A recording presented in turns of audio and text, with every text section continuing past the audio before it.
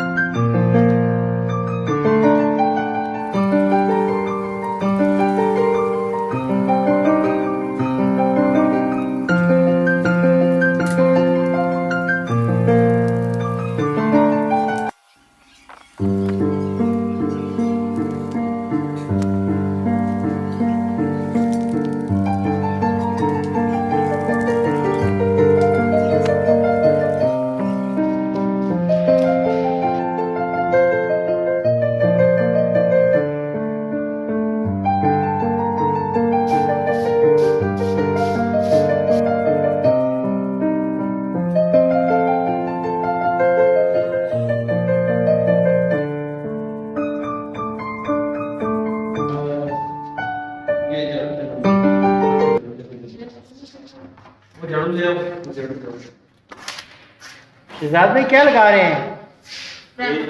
Primer लगा रहा हूं। अच्छा, ये प्राइमर क्यों लगाते हैं आप? ये प्राइमर इसलिए लगा रहा, एक तो फैन रुक जाती है दूसरा, ये फिलिंग को फटने नहीं देता। तीसरा, फिलिंग बहुत देर निकाल जाती है। चौथी ये बात है, इसको हम जो फिलिंग की रंगाई करके रंग करते हैं वो भी काफी असर निकाल जाता है।